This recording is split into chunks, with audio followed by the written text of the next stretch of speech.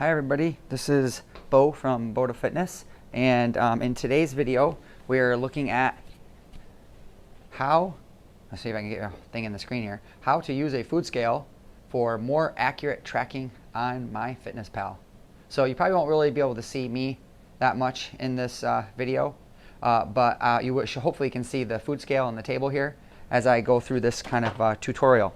So if you've been with me so far and you've been watching the videos that we've posted up to this point on food tracking, food logging, and so on, like I said, today we're going to be looking at how to use a food scale for more accurate tracking.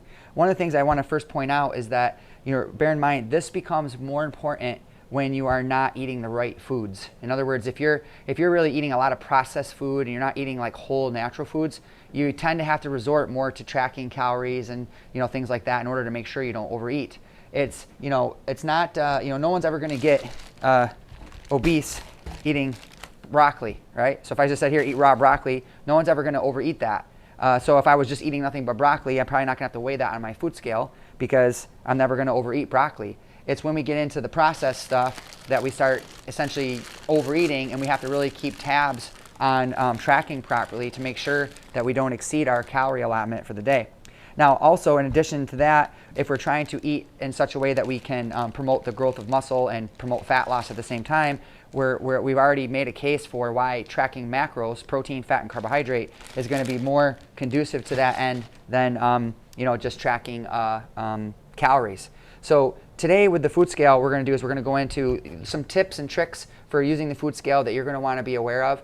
This video is a little bit longer because I'm going to give you a lot of examples and specific tips. So if you have to break this video up into little chunks, you can. But I want to make sure I give you as many tips and tricks using the food scale as possible. So the first thing is make sure you get a food scale. It looks something like this. It's a little digital food scale, and you should have a power button. It's usually battery operated. Let's see if I can get mine to turn on here. Come on. There we go. So when I turn that on, it'll usually start up with 0, and you can see because my fingers are on it, it's very sensitive, the numbers are changing. The food scale also has this unit measurement here, so you can change, that's milliliters. Here we have pounds, fluid ounces, and grams. In most cases, we want to go with grams, and so if possible, try to use grams whenever you're weighing your food, and you'll see why in a second. And also try to make sure that you don't forget to do grams beforehand, because you'll get in the process of weighing something and you get halfway through your recipe and you're like, oh shoot, I had that on pounds, right? And then your numbers are all off. So make sure you have the right units when you measure. And we're going to look at some examples here with various foods and things, and like I said, we're going to go through some tips and tricks as to how to use this. Now, one of the first things that you want to bear in mind when using a food scale is really this is helping us to make sure that we not only get the right protein, fat, carbohydrate, and all that, but making sure we keep our calories within the right range as well. And I want to show you some examples as to why this oftentimes becomes a problem when people do not use a food scale. They oftentimes eat far more calories than they realize. So let's look at a classic example. That one involves peanut butter. All right, so if we look at our peanut butter jar here and we look at the back, we can see that it says 190 calories, and that 190 calories is, and it gives us a serving size right here. It says, in very small print here, it says serving size. It says 2 tablespoons or 32 grams. All right. Now, if I were to go ahead and I were to get my handy dandy tablespoons, now how many people you think are actually going to get their tablespoons and actually use an actual tablespoon? Not very many. Most of the time, someone's probably going to grab, a spoon like this because they're reaching in their jar. And this is if they're measuring at all, right? So even if they're measuring, just even trying to eyeball it and trying to keep their portions in the right place, we run into a few problems right away that we'll see. First off, you can see here we have our natural peanut butter, and if you look carefully, you can see all the oil. I don't know if you can see that or not, but all the oil is at the top, and that's that natural stuff. Now, this is the healthier peanut butter. It's not the creamy stuff that's got all the saturated fat, hydrogenated oil, but one of the problems here is if I just reach in now and I do this and I scoop out, what am I going to get? I'm going to get mostly fat, right? So all that fat, does that mean the calories are going to be accurate? No, that 32 grams there, that serving size, that 190, is based upon the assumption that this oil is all mixed in and that it's all mixed and nice and creamy and smooth. And so already I'm kind of running into a problem. Now, one thing I can do to actually reduce the calories in my peanut butter, this is another cool little tip or trick, is I'm just going to get a garbage can here, and I'm going to go ahead and I'm just going to dump off that extra oil. And by doing that here, I actually just reduced the fat content of my peanut butter dramatically. So you'd be surprised at how just by dumping off the oil, now yes, it makes your peanut butter a little bit thicker, but you know what you're leaving behind is primarily the protein portion, and so we're going to get higher protein per serving and less fat. So that's, you know, one little cool trick with the natural peanut butter. I bet you didn't know you could do that with your peanut butter. Everybody likes to mix it in so it spreads nice and smooth. But again, if you're using peanut butter for like shakes and smoothies and things like that, you can just dump that oil off with the natural stuff and save some calories.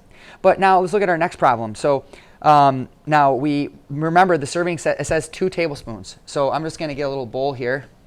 And what I'm going to do is, to use my food scale correctly, I'm going to put my bowl on the scale, and then I'm going to go ahead and I'm going to tare it. And tare it just means I basically want to hold that button down there. I want to make sure that it says 0, and that means that the bowl it's as though it's not there. So I have the bowl. I don't want to count my bowl as calories, right? So what I'm going to do is I'm going to go ahead and I'm going to put in my bowl 2 tablespoons. So I'm just going to eyeball it here, and I'm going to say that looks, now remember, this is like most people would call a teaspoon. So I'm going to probably go, you know, if I was at home, you know, and I wasn't tracking, probably my tablespoon might look like that. I say that's about a tablespoon there. So I'm going to go ahead and put that in my bowl. And then remember, it's 2 tablespoons as a serving. So I'm going to reach in there and get another big serving there. So there we go. So that's, we'll say 2 tablespoons, right? A little bit different in size, but I have my 2 tablespoons there. Now, when I look at my scale, however, I notice something that's a problem. I don't know if you guys can see that number there, but it says 51 grams. 51 grams of peanut butter. Now, how many grams did it say was in a serving size? Well, if we look on the back here, remember it said 32 grams. So I am actually way over. So this means that rather than having 190 calories here, I actually have closer to 230, 250, something like that, calories, and way over what I should be aiming for. And if I'm just eyeballing it, doing typical serving, I'm going to get into some big trouble here, right? So you can see why grams and measuring is very important, because again, if I think I ate 2 tablespoons and by the end of the day, I'm still not losing weight, and that's what I entered into MyFitnessPal was 2 tablespoons, you know, now you realize that everyone's 2 tablespoons is different, right? So I want to really be careful to make sure I'm tracking that accurately. Let's look at another example. So I'm going to put this peanut butter away for a second. And let's look at another example. This is a very common one as well. So let's say it's something, you know, healthy, like a piece of fruit, like an apple or an orange, right? And we would, again, you find many people will say, oh, I had an orange for lunch. And it's like, okay, well, and you might enter 1 typical serving. And on your MyFitnessPal, it might say medium orange, large orange, small orange. Half the time, no one has a clue what the heck that's even referring to. If you haven't actually weighed your orange and figured out what it is, you have no clue. Is this a medium orange, small, large? What orange is this? Now, if I go ahead and I tear out my scale here, I'm gonna, hang that down there to 0. And I go ahead and I put my orange on the scale. I got my first orange here at 181 grams. Got my second orange, 186 grams. And I got my third orange, 198 grams. They all look the same to me. I don't know about you, but don't they all look the same to you? Every single one was different, and thus the calorie content is different. Now, also bear in mind that this has a peel. I have an account. I'm not going to eat the peel, right? So when if I really wanted to be accurate with this, I'd want to weigh the peeled portion. However, I always tell people another little trick or tip that's really useful for when tracking calories is, because we know that underreporting is the most documented phenomena that we really see. In other words, people underreport. They say they ate less than they really did. When tracked accurately in the lab, people are eating way more calories than they actually report. So what we want to do is we want to over-report on purpose. So I could be real meticulous, and I could peel my orange, and then I'm going to weigh just the orange part. But on the other hand, if I want to be a little bit more on point, I'm actually going to weigh my orange as though I ate the whole thing. So I'm going to weigh my orange, and I'm going to say that's 199 gram orange, right? And that's going to give me a little bit of buffer there, so that if I stay within my calories for the day, I'm less likely to have overeaten for that day. Now, if your calories are very low and you're like, I need every little calorie, and I'm tracking meticulously, then yeah, by all means, you could go ahead and peel your orange and make sure you are staying in the right zones for you, so you don't undereat. All right, so that's another example there. Another thing we want to look at is different types of meals we prepare where we are mixing things, because we're not always going to be just eating one orange, right? And a lot of times when someone is making a recipe, they're like, I'm making a recipe, how do I track when I'm making a recipe to make sure I'm staying in the right place here? Well, so let's look at that, for example. So let's just say, for example, that my recipe, just one, let's say it's a snack. I could use my peanut butter example here again. I'm going to tear out my scale, so it's 0. So I got my bowl on there. I'm going to go ahead and I'm going to put in my peanut butter, and I'm going to do maybe like half a serving this time. So instead of 32 grams, I'm going to aim for like around 15, let's say 16. Yeah, there we go. That's perfect. So 15 grams there. And then I'm going to go ahead and I'm going to add to my recipe something else. So I got my 15 grams of peanut butter, and I'm going to add to it something else. Now, if this is a recipe that you're going to create, or you're going to utilize on a regular basis, then it's a good idea to save it as a meal on MyFitnessPal. And we've already talked in one of our videos about how to do that. So, but in the meantime, until I create that meal and enter it in MyFitnessPal, I want to I can just use a sheet of paper, or you could do this on your phone. And I want to just write down my ingredients so I know what I will want that meal to look like in the future. So I'm just going to write on my paper here, I'm going to write 15 grams PB. So that's my first ingredient.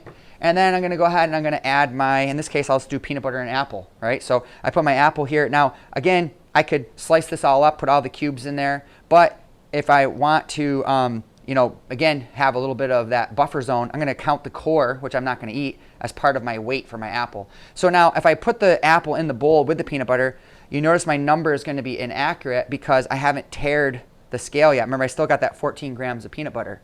So what I want to do is with the peanut butter in now, I'm going to tare again.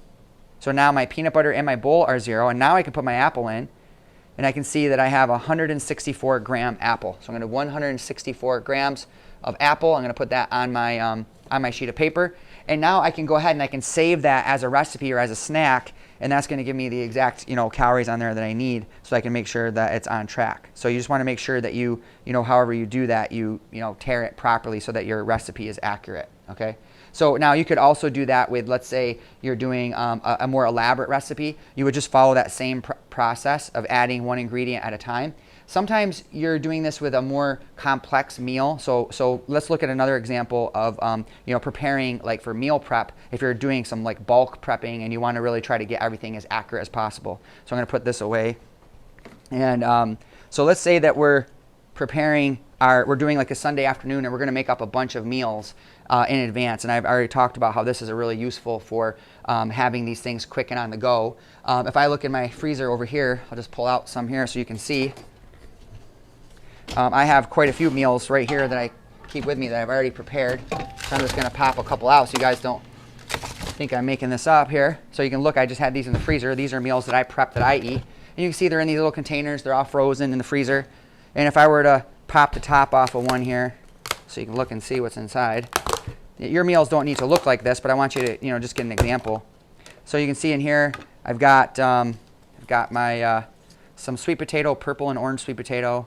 Got some broccoli, cauliflower, carrots and peas. And then underneath that I also have a little bit of chicken. You could do any type of protein source that you want in there. But every one of these containers looks essentially the same.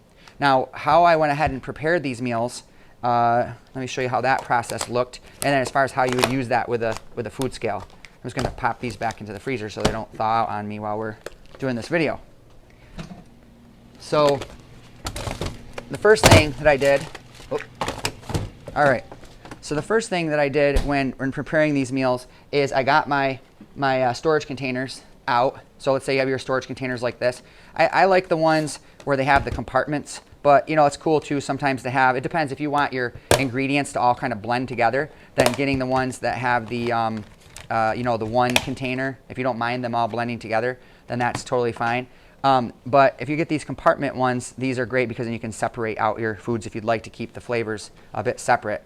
So what I'm going to do normally in advance is I'm going to go ahead and I'm going to set out my containers so they're all out on the table, and I have a big open space so that I can make a bunch of meals all at once. So I got my containers all set out, and usually when I'm preparing my meals, I'm going to be doing 15 to 20 meals per prep, and I'm going to put 2 servings, or basically 2 meals in each container. So that's nice because it saves space in the freezer. And it makes it so it's easy for that repeat meal in our food template. So if I eat half this meal, I can then go ahead and just put the other half in the fridge and then warm it up later, or even eat it cold, all depending on what you're prepping. So for this particular example, let's just look at how we'd go through the process of prepping for 15 meals using our food scale so that we can do it in an efficient way. So one of the first things I'm going to do is I want to go ahead and I'm going to figure out in advance, using the stuff that we've covered in our other videos, what I want to add for my carbohydrate sources to these meals. So in my case, I use broccoli, sweet potatoes, so it's kind of vegetables and some healthy starches. So what I'm going to do here is I'm going to put my food scale on the, I'm going to put my Tupperware container on the food scale. I'm just going to tear it out. Now the cool thing is about this is that if I tear the one container, there we go. If I tear the one container, it should be 0, right? So that means that if the other containers are the same weight, and now if you're using different containers, this isn't going to work. But if you're using all the same weight containers, I should be able to theoretically take a different container and put it on there, and it should go to 0.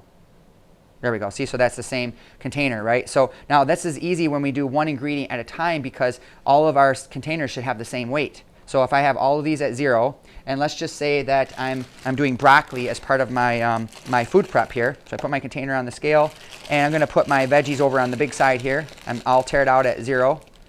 Can't seem to be wanting to not make up its mind. And so let's say, just for the sake of this example, let's say that I'm doing about 100 grams of broccoli. Now you notice it says 98. And I'm not going to be a stickler for like a gram or two. Generally speaking, if it's about 98 or about 100, that's good for me. So I'm not going to be too concerned about that. So that's 100 grams. So now I'm going to go here. I'm going to do the same thing with my next serving size. And I'm at, was that 50 something, 80, 90, 109. So maybe take a little bit off of there. There we go, 99. Okay, good. So we got 100 grams. And what I'm going to do is I'm going to continue to do that with every single container. I want to do all of them at 100 grams so that this next step is going to be really smooth. So again, try to keep it as close as you can. It doesn't matter if it's a gram or two, but if you start getting 5, 10, 20 grams, it's going to throw off the next step. So now imagine that I've done all my containers. I got all 50 of them prepped at 100 grams. So that means that I should have every container at this point should have 100 grams of broccoli in it, right? They're all the same. So again, it means that if I tear this out, every single other ingredient I add will also weigh out and spec out very similar. So now let's say I go ahead and I tear out this 100 grams of broccoli to 0, and I'm going to add my next ingredient. So let's say in this case, I'm going to add some baby carrots to my meal, and I'm just going to put them right over top. So I'm kind of like doing like a mixed vegetable, let's say. So I'm going to put my baby carrots, and I got, what do we got there? 61 grams. So then what I'm going to do now is when I put that next container of broccoli on there, same thing. I'm going to do, I want to get about 61 grams. There we go. Look at that. Perfect. And I'm reading this upside down, so hopefully it's perfect from your end too. I don't usually read my scale upside down, doing this so you guys can see. So now I'm going to do the same thing with the next container. And looks like 66, so I want to go a little less. 59. Hey, if I want to be really, see, get my knife here. 60, there we go, 61, 62, that's close enough. And so I got those all specced out as well. Now, bear in mind, again, this is based upon the idea that you've already got these macros set up in advance. You've already figured out what you want to have in your meals on MyFitnessPal. We did a whole nother video on that. If you didn't watch that, then go back and watch that video. But I could also be doing this. I could be creating this meal the same way. So I could be writing down, I got 100 grams of broccoli, right?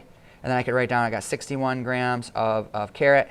And I could be creating this meal as I go so I can know exactly what my macro or my calories and stuff are going to be, or at least my serving sizes for that particular recipe. So then next, what I might do, if I have all these specced out exactly the same, I'm going to start back at the beginning again with my first container. I'm going to tear it out. Whoop, gotta hold this down, okay? And once that's teared, I can then go ahead and begin to add, let's say maybe my proteins. So let's say, for example, that I'm using, like I got here some rotisserie chicken. I could go ahead and I could begin to take out, portions of that chicken.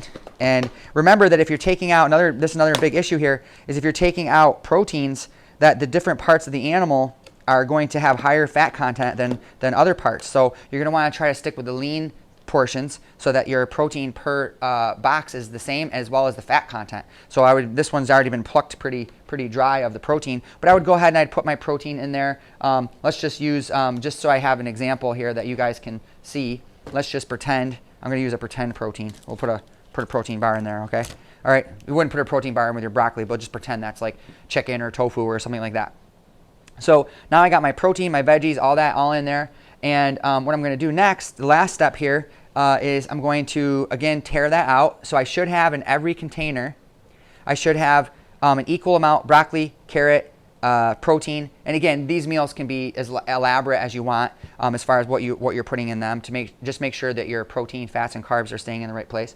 And then the last step is going to be, I'm going to also be putting in my flavorings, my seasonings, my spices. So I might be doing like, I like to do some of those like low fat or fat free Asian stir fry sauces and stuff. So I can pour a little bit, I like to pour that over my, my veggies. And again, I'm paying attention to the serving size. So right now I'm at 15 grams, and it says on here that there are, in this particular product, there are 34 grams as a serving size, and that has 45 calories. So I could go up to 34 grams, so I could continue to pour. And you want to be careful, because remember, if you over pour, there's no going back, right? So I like to keep it a cutoff right before. So if I get to about up 30 grams, right? There we go. I'm going to count that as 34 grams. Again, I'm going to over report rather than under report. So I'm going to track that in MyFitnessPal as 34 grams. That's the serving size at 45 calories, but I only really added 30 grams. And again, by over reporting, that's going to help me keep myself within my calorie range. Now, one little tip here too, I like to do my veggies raw or frozen in my containers, because I find that if I pre-cook them and then freeze them, they get all mushy. When I go to warm them up in the microwave or whatever, they're all soggy and nasty. They're not very good. Whereas if I have them fresh and raw and frozen, then when I warm them up in the microwave, they're still crunchy and bright colored and crisp. They taste a lot better. So that's one of the reasons I like to do my raw veggies in there before I freeze them. Now, on the other hand, if I'm doing like, let's say I'm doing sweet potatoes or potatoes, I'm going to do the opposite. I'm actually going to take these tubers and I'm going to boil them up, and I'm going to boil them just whole with the peel on, and I'm going to take them off pre-cooked, because now when I warm them up in the microwave, I want them to be nice and soft and palatable. So when I put my portions in my containers, I will have a sharp knife nearby, and so if I have, let's say, 100 grams that I'm shooting for, I can put a piece in, see where it goes. If I need to add a little bit more, I can cut a little bit more off until I get to my 100-gram portion size or whatever it might be. So having those tools right nearby is going to really help speed things up. Now, once I have all my serving sizes in there, and remember, I recommend doing 2 serving sizes per meal. So some of these portions are going to be pretty big because you're doing 2 serving sizes per container. So you should have in there a vegetable, a protein, small amount of fat, and oftentimes a healthy starch like potatoes, sweet potatoes, so on. Those usually are good mixtures. Now, on the other hand, if you're really trying to push the fat loss a bit more, you might exclude the starches, mainly just because they're going to add more calorie density, and you're going to focus a little bit more toward the vegetables and the proteins, a little bit of fat for many of the meals as you go throughout the day. And the starches you might only have at 1 or 2 meals in the day. So once these are all done, I'm going to go ahead, I'm going to seal those up. I'm going to pop that in the freezer along with all my other containers. They're all stacked up. And I now have 15 to 20 really good meals that I can go to during the week to warm up, to have those 2 servings per container. Now, obviously, there are some other advantages to, as far as tracking goes, if you're buying some of these like prepackaged meals, right? So I'm not necessarily saying these ones here are the best ones to get or whatever, but one of the nice things about these prepackaged meals is that oftentimes, they already have all of the macros and calories already all on the box, so you know what a portion is. You can see the calories in the front, but you can also go to the back and see exactly what the fat, protein, carbs are, and you can even scan the barcode with your phone, and the whole meal just pops into place. So you'll notice in the template, we have every day at least one meal that is a prepackaged meal of some kind. It doesn't need to be, you know, any of these. Your prepackaged meal could literally just be one that you prepared yourself. But these meals that can be eaten on the go can be really helpful. You would even consider, for example, like a protein bar to be a prepackaged a food. And so one of the meals calls for a bar and a serving of fruit. Or that serving of fruit, if you're trying to speed up fat loss a little bit, could be replaced with a veggie. So, and the nice thing about the veggies is you're going to get to eat a lot more food with the veggies than you will with the fruits. And that's just because their calorie density is much lower. To give an example, let's just look at, I'll show you an example here just to show you the calorie density differences in fruits and vegetables and things like that as compared to other foods when we use a food scale. So let's look at another example with our food scale here. And what we'll do is we'll compare just some foods side by side. So we have here a protein bar, and the packaging will contribute a little bit to the weight, but not much, maybe a gram or two. And so what I'm going to do is tear out my scale here so it's at 0. Okay, and then I'm going to go ahead. Now notice it says on here, it says that a serving size is 60 grams. And it says about 62 grams, right? So if we take off the wrapper, this bar is probably pretty darn close to right where it says it should be. So in that 60 grams, it says there's 190 calories. And we have 8 grams of fat, and we have on the label here it also says we have where is the protein, 20 grams of protein.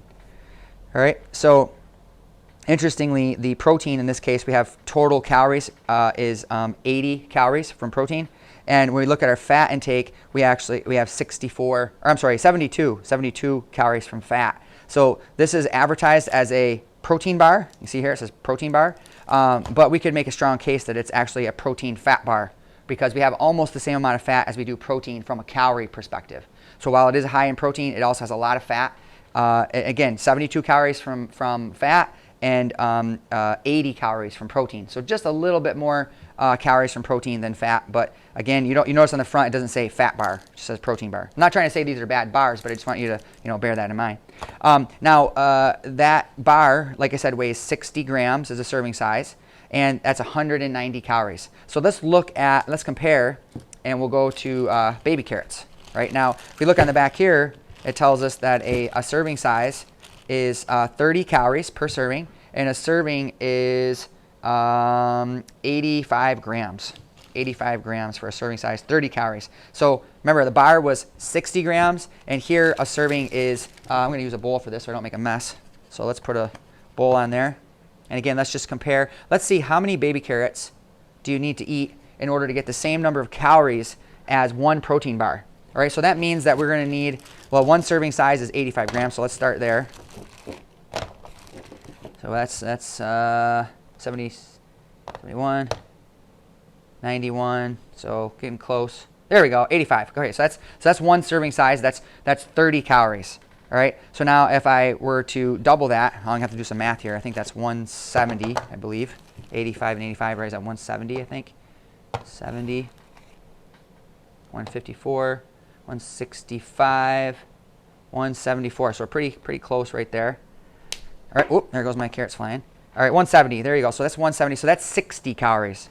Now, if we were to continue to do the math on this and we were to continue to add, what we're going to see is that in order to get the calories that we need from baby carrots to equal the same number of calories in that protein bar, we're going to need, let's see, 190. How many? That's 3, 6. So we're going to need, yeah, oh my gosh, we're going to have like a ton of baby carrots. I mean, it might end up being this whole bag of baby carrots, realistically speaking, to get the same number of calories as one protein bar. Now, if you think about that, and we begin to realize why it is that so many of us are eating too much and not losing weight, or it's because we're eating the wrong things. We're eating small little dinky portions. We're not getting enough vegetables in. If you're eating vegetables in your meals on a regular basis, you just can't overeat. It's almost impossible, right? So that would be just a ton of food that we'd have to consume. Even if you compared, interestingly, if you compared foods like whole food proteins to a protein bar, right? If you take like chicken or tofu or something like that, you'll find that here you have 60 grams of weight to get your protein intake. Whereas if you were to take, like, say, chicken or even a plant-based protein like tofu, let's look here. Here's a good example here. I've got some light tuna, and I've got some like pink salmon, And let's just look here and compare the protein content of these things. These are whole foods compared to, like a protein bar. So remember, to get 20 grams of protein, we would need 60 grams of food.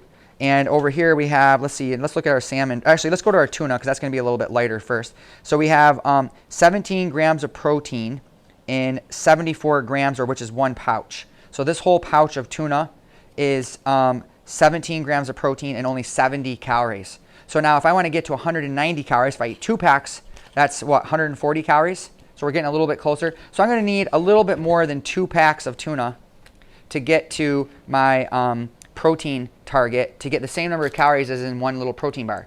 Now again, think about that from the perspective of which one's going to fill you up. If I took this tuna and I was creative and I sliced up some onion, some shredded lettuce, I made a nice wrap or a salad, even better yet, yeah, just throw that in with a salad. I'm going to get this giant bowl of food, and that giant bowl of food would be akin to eating one little dinky protein bar, right? Well, again, who's going to feel fuller? Who's going to be more satisfied? The person who's eating the whole foods is going to get a lot more food. And when we look at, using a food scale and we look at those differences, it's just very, very dramatic, and we see it right away.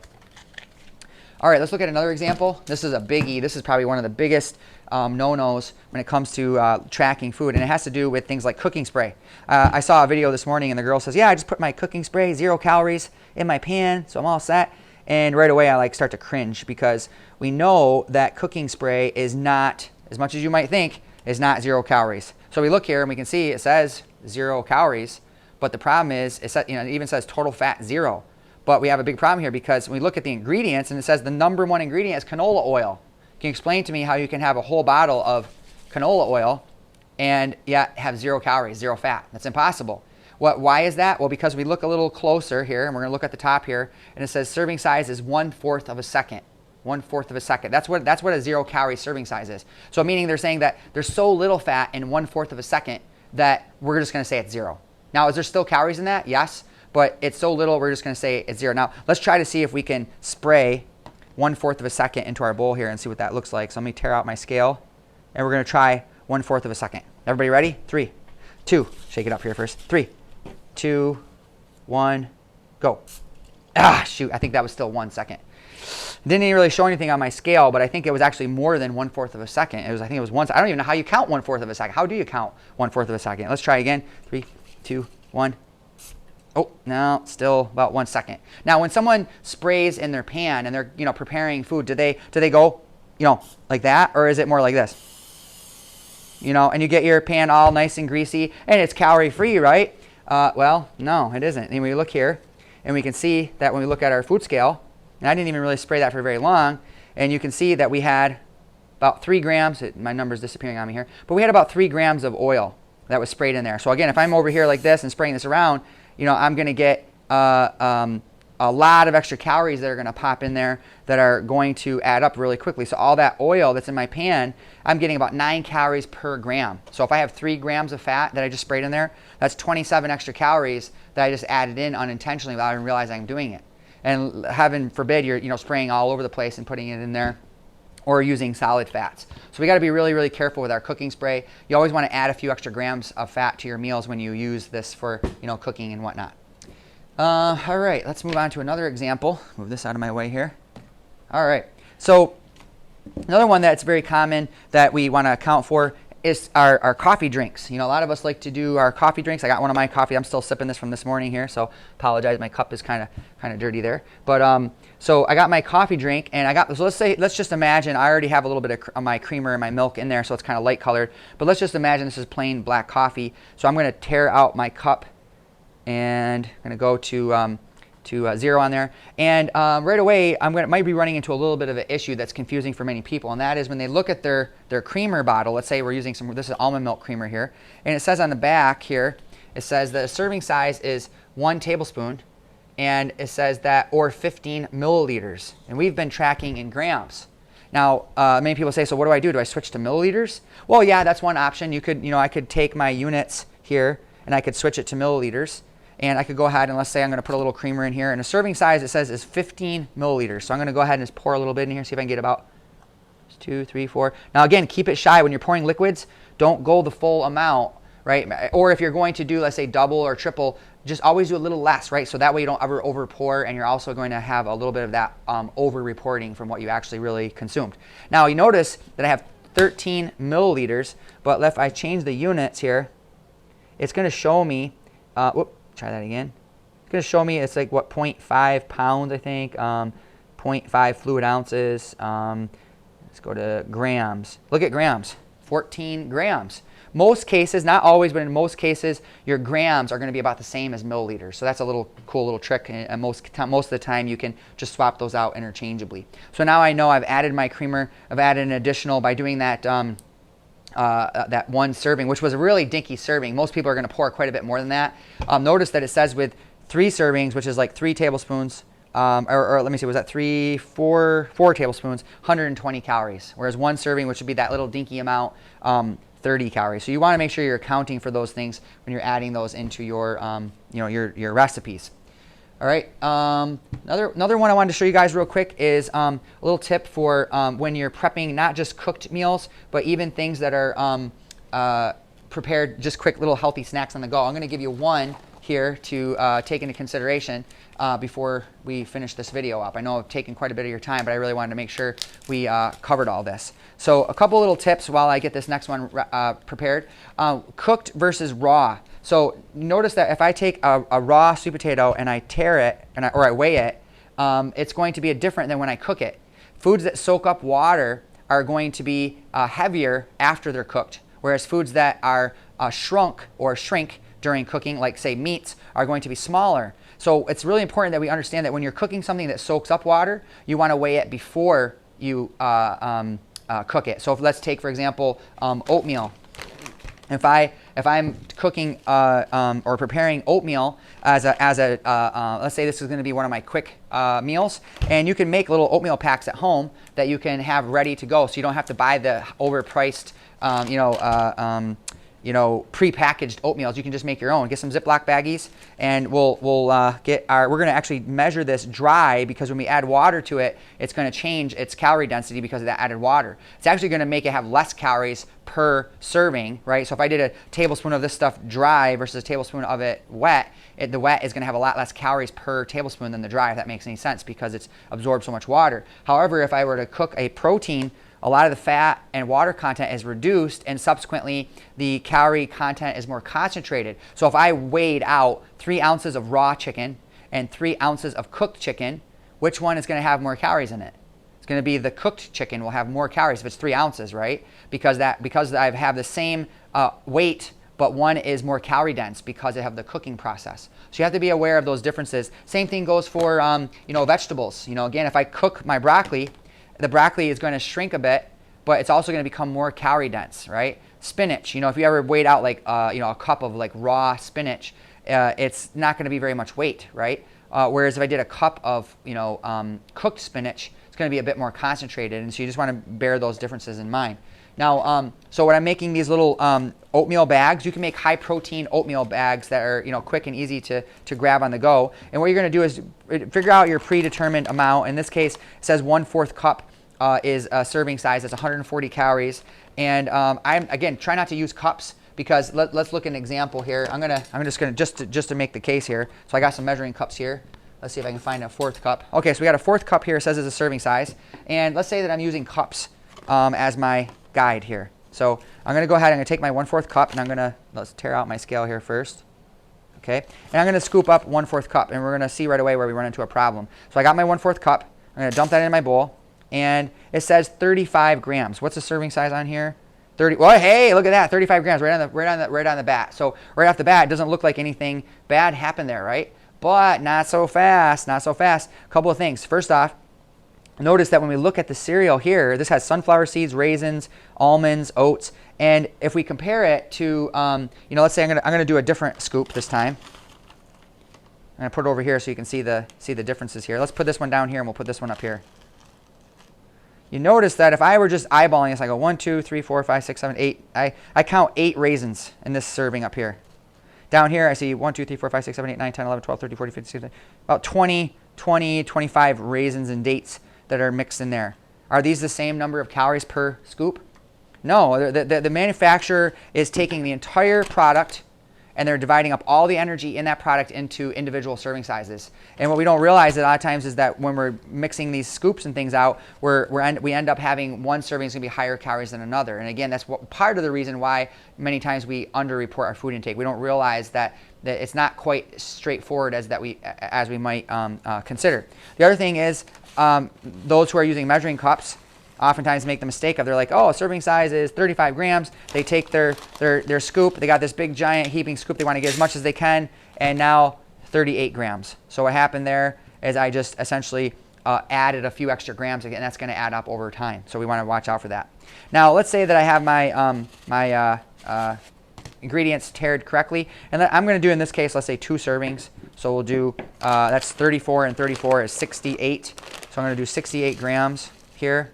I'm measuring. Now remember, again, under report. So I'm going to, if my target is 68, I'm going to go for like maybe 65. So I make sure I'm kind of a little closer. There we go. That's 66. Close enough. Okay. So I went a little shy of 68 grams. That's going to be my serving.